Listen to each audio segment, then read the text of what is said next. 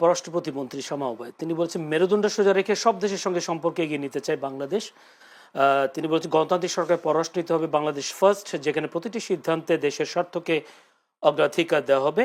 আমরা দেখলাম 5 আগস্টের পরে ভারতের সাথে বাংলাদেশ সম্পর্কের একটু ঘাটতি হয়েছে। এখন কি মনে হয় ভারতের সাথে সম্পর্ক কি আগের মতো বা নতুন করে আরো বেশি ভালো সম্পর্ক স্বাভাবিক হবে কিনা বা সম্পর্ক গড়ে উঠবে কিনা? দেখেন, একটা কথা বলি, পরিবর্তন হচ্ছে এটা আপনি বুঝবেন কিভাবে? পরিবর্তনের একটা বড় ইন্ডিকেটর হলো সম্পর্কের পরিবর্তন। যেমন ধরেন, সহজ উদাহরণ দিই, যে আপনি যদি মনে করেন আপনি এমন একটা ফ্যামিলিতে জন্ম নিয়েছেন এবং আপনার উন্নতি অগ্রগতির আকাঙ্ক্ষা আছে, কিন্তু আপনার ফ্যামিলি এটা তথাকথিত চিন্তা করে বা আপনাকে আগ্রহ, তখন আপনি কি করেন? তখন আপনি সেই ফ্যামিলির থেকে একটা দূরত্ব বজায় রেখে নিজের যে ড্রিম, নিজের যে স্বপ্ন, নিজের যে লাইন, সেই লাইনে যান। হয়তো সফল হন অথবা ব্যর্থ হয়ে আবার ব্যাক টু দ্য পেভিলিয়ন, ফ্যামিলিতে ফিরে আসেন, বাপ বকাঝকা করে, মা 2টা বকাঝকা দিয়ে, বাপ 2টা থাপ্পড় দিয়ে আবার নিয়ে নেয়। হ্যাঁ, তার মানে কি, পরিবর্তনের জন্য প্রথম কাজ হলো সম্পর্কের পরিবর্তন ঘটানো। তো সম্পর্কে এটা একইভাবে এখন বিএনপির ক্ষেত্রে বড় পরিবর্তনটা কোথায় হয়েছে? জামাত কিন্তু বিরোধী দলে যাইতে চায়নি, তারা বারবার জাতীয় সরকারের কথা বলেছে। সর্বশেষ আমি যে খবর আপনার পাইছি, 15টা সিট 3টা মন্ত্রণালয়, তাতেও তারা রাজি বিরোধী দলের। কারণ তারা তো ক্যাডার ভিত্তিক রাজনৈতিক অর্গানাইজেশন, তারা সবসময় প্রো ইস্টাবলিশমেন্ট, সবসময় কোনো না কোনো ফর্মে ক্ষমতার সাথে থাকতে হয় তাদের, সেটা যেই আমলই হোক। তো ক্ষমতার বাইরে থেকে একটা অ্যাবসুলেট বিরোধিতার মধ্যে থেকে একদম বিরোধী দলের অবস্থায় থাকা, মানে ইস্টাবলিশমেন্টের বাইরে থাকা তাদের জন্য খুব ডিফিকাল্ট। এটা তাদের অনেকটা বড় ক্ষমতার মতো না, বিরোধী দলীয় নেতা, বিরোধী দল নেতা না, তারা একদম পাওয়ার ইস্টাবলিশমেন্টের মধ্যে।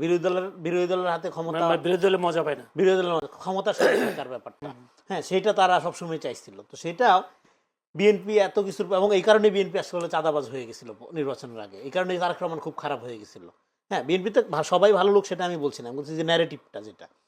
তো এই জন্য এই পরিবর্তনটা প্রথম শুরু করছিল তারা, তাদের দীর্ঘদিনের মিত্র আবার জামাত। ফলে এটা খুব ডিফিকাল্ট ছিল যে এরকম একটা মিত্রের সাথে একটা মুখোমুখি, হ্যাঁ, একটা প্রতিদ্বন্দ্বিতার সম্পর্কের মধ্যে যাওয়া, একজন আরেকজনকে চরমভাবে ধরেন, হ্যাঁ, আপনার মুখোমুখি অবস্থানে দাঁড়ানোটা, এটা খুবই একটা কঠিন কাজ ছিল। তো ফলে এই পরিবর্তনটা যখন তারা মেনে নিছে বা পরিবর্তনের দিকে নিজেদেরকে নিয়ে গেছে, তখনই আসলে এটা একটা নতুন পলিটিক্যাল ডাইমেনশন তৈরি হচ্ছে, এটা বোঝা যাচ্ছিল, এটা শুরু হয়ে গেছিল এর মধ্য দিয়ে। তো এখন এর ফলে আসলে দেশীয় স্ট্রাকচারে যেটা, অ্যাট দ্য সেম টাইম এটা পররাষ্ট্রনীতি আপনি যেটা বললেন, সেখানেও এটা প্রভাব ফেলবে স্বাভাবিক। সেই পররাষ্ট্রনীতির ক্ষেত্রে এখানে আমরা দেখলাম কি, কথায় কথায় এন্টি ইন্ডিয়ান, দিল্লি না ঢাকা। আরে ভাই, 5 তারিখ পার হয়ে গেছে, দেশে স্টেবিলিটি দরকার, বাণিজ্য দরকার, ইনভেস্টমেন্ট আনা দরকার। এখনও আপনি দিল্লি না ঢাকা বলে যদি শাহবাগ বন্ধ করে অ্যাম্বুলেন্সের মধ্যে রুগী শোয়াই রেখে মেরা ফেলেন, তাহলে কার লাভটা হবে? কোন দিল্লি আপনার এতে ক্ষতিগ্রস্ত হবে? আমি তো এটা বুঝি না। দিল্লি না ঢাকা এই স্লোগান দিয়ে ঢাকা শহরকে অচল বানাইয়া একটা এনার্কি তৈরি করা কথায় কথায়, এবং নিজেকে একমাত্র ভারত বিরোধী আর সব ভারতপন্থী, এই ন্যারেশনে ভাগ করা, বোঝা যায় এটা ভারত বিরোধী ভারতীয় রাজনীতি। কারণ এখানে যদি অস্থিতিশীলতা থাকে, দেশের ডেভেলপমেন্ট ক্ষুণ্ণ হয়, তাহলে সবচেয়ে বেশি খুশি হবে ভারত। যদি ভারত রিয়েলি আমাদের শত্রু আপনারা মনে করে থাকেন, তাহলে আপনারা শত্রুর হাতকে কেন শক্তিশালী করছেন? ফলে এখন পররাষ্ট্রনীতির ক্ষেত্রে দেখেন বাংলাদেশ ফার্স্ট, এই নীতিটা কখন এক্সিকিউট করা সম্ভব হবে? যখন জাতিগত একটা ঐক্য থাকবে। এবং জাতিগত ঐক্য থাকলে ভারতের সাথে কি সম্পর্কের আগে হয় নাই? বিএনপির আমলে ব্যবসা বাণিজ্য হয়নি? আপনি বাণিজ্যের ইন্ডেক্স খবর নিয়ে দেখেন, খুবই ভালো ব্যবসা বাণিজ্য হয়েছে। এবং একটা দেশের সাথে আরেকটা দেশের সম্পর্ক কখনো বন্ধু ভিত্তিতে হয় না, রাষ্ট্র মানে এনিমি পারসেপশন, এটা বহু আগে আলাপ করছি। এটা ধৈর্য নিয়ে আমরা সম্পর্ক করি, সবকিছু করি। বিএনপি কি হিসেবে বিএনপি এখানে বাংলাদেশ ফার্স্ট নীতি, এবং সেক্ষেত্রে হেট্রেশন বেসড কোনো সম্পর্ক হবে না। আমরা দিল্লিপন্থী না, পিন্ডিপন্থী না, আমেরিকাপন্থী না, চীনপন্থী না। হ্যাঁ, এবং এটা করা চ্যালেঞ্জিং না, মুখে বলা সহজ, চ্যালেঞ্জিং। এই চ্যালেঞ্জটা মোকাবেলার জন্য একটা জাতিগত ঐক্য দরকার। বিপুল ঘনবসতির দেশ, প্রচুর দারিদ্রতা, মানুষ ভালনারেবল অবস্থায় আছে। ফলে আপনি চাইলেই গ্লোবাল সুপার পাওয়ারকে তুড়ি দেওয়া, উড়াই দেওয়া, নিজের মধ্যে চলতে পারেন তা না। তার জন্য আপনাকে একই সক্ষমতা অর্জন করতে হবে। সেই সক্ষমতার প্রধান হলো জাতীয় ঐক্য। জাতীয় ঐক্যের মধ্যে দিয়ে যদি আপনি, তখন আপনি বার্গেনিং পাওয়ার অর্জন করতে পারেন, সেটা ইন্ডিয়া হোক, চায়না হোক, আমেরিকা হোক।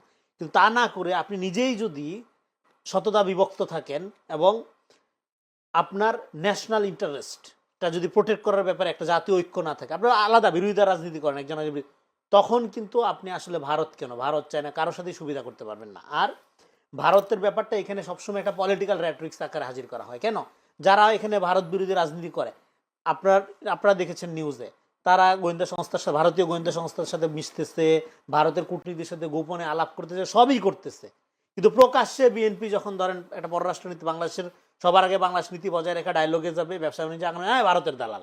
সো এই যে হেট্রেশন বেসড পলিটিক্সটা, এটা বাংলাদেশকে আগায় নিবে না। সাউথ এশিয়ান একটা কমন আইডেন্টিটি আমাদের আছে, আমাদের হেট্রেশন বেসড পলিটিক্সের কোনো সুযোগ নেই। আপনি ধরেন ইউরোপ আমেরিকায় যখন যান, আপনি তো একটা ইন্ডিয়ান রেস্টুরেন্টে খাইতে যাবেন, একটা পাকিস্তানি রেস্টুরেন্টে খাইতে যাবেন, গ্লোবাল কন্টেক্সটও আপনার চিন্তা করতে হবে। আজকে পৃথিবীটা এরকম না যে আপনি শুধু আপনি আপনার পরিবার এগুলো নিয়ে থাকতে পারবেন। তো সেদিক থেকে বাংলাদেশের পররাষ্ট্রনীতি আমি বলি যে সম্পর্কের পরিবর্তন, যেটা বাংলাদেশ সেই সম্পর্কের পরিবর্তনের দিক থেকে এটা গোটা দুনিয়ার সাথে সম্পর্কের দিক থেকে, আপনার পররাষ্ট্রনীতির সম্পর্কের দিক থেকেও একটা পরিবর্তনের